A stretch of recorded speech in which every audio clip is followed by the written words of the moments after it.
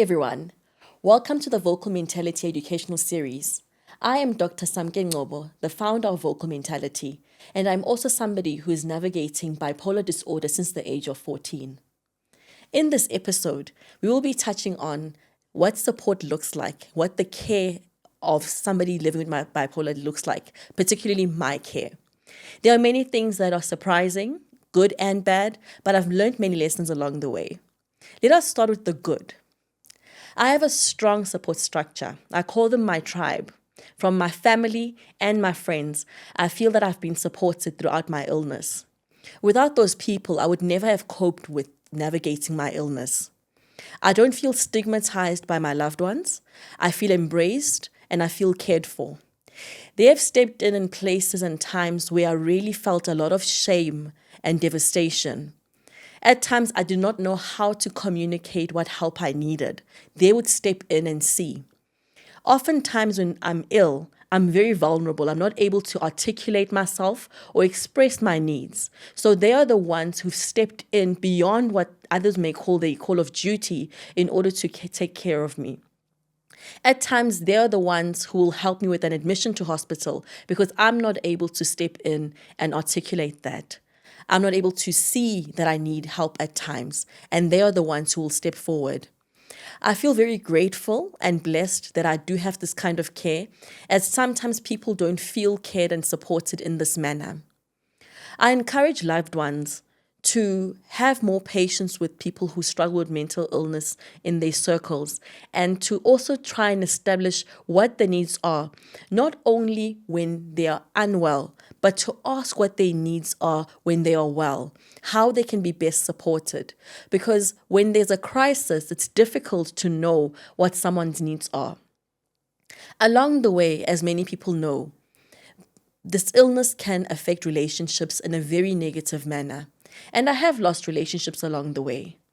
I recall a friend expressing that they have gone beyond their call of duty and they are not coping with my illness. Of course, it was devastating because I cared for the friend, they cared for me. But they also said that they are not coping with my illness. So the reality of the fact that this condition compromises relationships is a reality and truth, and one has to process that reality. The other truth related to this is embracing feedback.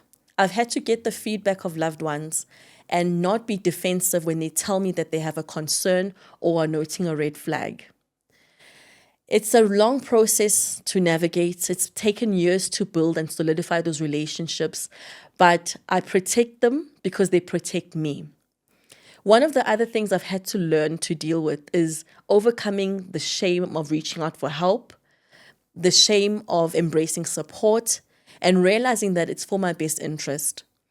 I did not automatically learn this. I had to be learning this in therapy and be learning this through the advice and guidance of my psychiatrist. Along with learning to embrace feedback, I've also learned to ask for help. That's been one of the most difficult things I've actually had to learn how to do, to be honest. I'm somebody who's hyper independent. And I believe that it is my illness that taught me that way because I would be very protective of it and protective of myself. The reality is that when I'm ill, I'm very vulnerable. I'm unable to protect myself. So I'm very guarded when it comes to taking care of myself on my own.